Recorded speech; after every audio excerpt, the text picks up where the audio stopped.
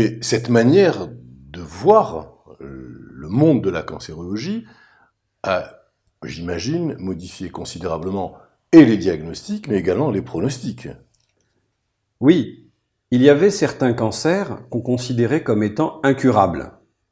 Et dans les années 80, on a commencé à regarder de près ce patrimoine génétique. Alors on a découvert que finalement, il y avait 20 000 gènes dans chaque noyau de chaque cellule. Et sur certains modèles de cancer qu'on considérait comme incurables, on a remarqué qu'il y avait une anomalie, une altération d'un gène. Et je pense par exemple à des tumeurs qu'on appelle les gystes, des tumeurs gastro-intestinales, où il n'y avait pas de traitement. Et on a découvert une protéine issue d'un gène qui dysfonctionnait. Et on a développé un traitement précis. Et aujourd'hui, les dizaines de milliers de patients atteints de ces tumeurs vivent depuis des dizaines d'années sans maladie. Parce qu'on a ce modèle unique, un gène, une dysfonction, un cancer. Malheureusement, la plupart des cancers qu'on a aujourd'hui, ne sont pas issus d'une seule malformation génétique, mais de plusieurs malformations génétiques successives, ce qu'on appelle des mutations.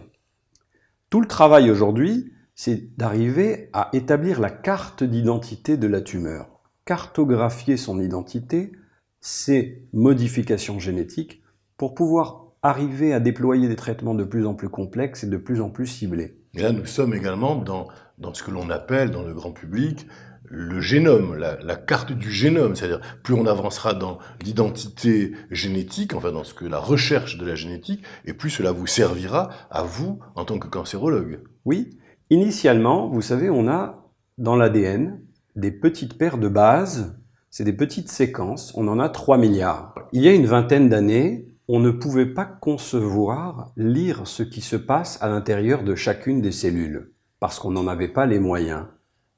On imaginait qu'il y avait ce génome, mais on ne savait pas comment l'utiliser. Alors, grâce à la technologie, dans les années 2000, il a fallu des milliards de dollars d'investis, des milliers de chercheurs, pour qu'on puisse arriver à séquencer le génome, c'est-à-dire lire le programme génétique.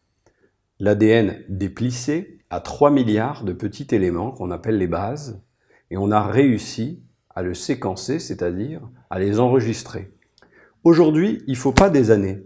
Avec du matériel très perfectionné, en quelques heures, pour quelques centaines de dollars, eh bien on arrive à séquencer le génome, à lire le génome. Et donc, à cartographier le génome humain, comme le génome d'une cellule tumorale, qui en général, plein de mutations, plein de malformations, et qui n'est pas comme sa cellule d'origine.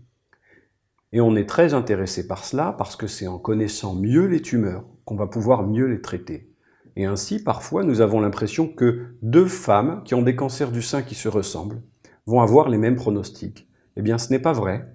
Parfois, on s'aperçoit qu'une des cellules est plus agressive chez l'une que chez l'autre, de façon originelle, et qu'il ne va pas falloir les traiter de la même façon. Donc vous allez adapter votre traitement à ce que vous allez découvrir sur le plan génétique, sur le plan de cette cellule que vous évoquiez.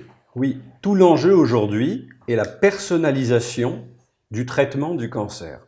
Mais pour personnaliser, il ne faut pas faire de grandes statistiques. Vous rentrez dans cette case, madame, vous rentrez dans cette case, monsieur. On va aller spécifiquement aller récupérer les cellules du cancer que vous présentez pour les analyser au plus juste et pour pouvoir proposer un traitement qui est adapté à vous et qui n'est pas forcément adapté à quelqu'un d'autre. Et tout l'enjeu de la cancérologie moderne, c'est la personnalisation. Mais cette personnalisation, pas seulement dans le traitement, mais également dans la sélection. Est-ce qu'on va devoir faire la mammographie tous les ans ou tous les 2 ans à toutes les femmes? Ou est-ce qu'il y a des femmes qui sont plus à risque, chez qui il faut le faire plus fréquemment, et d'autres femmes qui sont moins à risque et qu'il faut laisser tranquilles? L'enjeu aujourd'hui de la médecine en général, de la cancérologie en particulier, c'est d'arriver à mieux sélectionner, personnaliser, de l'approche diagnostique à la thérapeutique.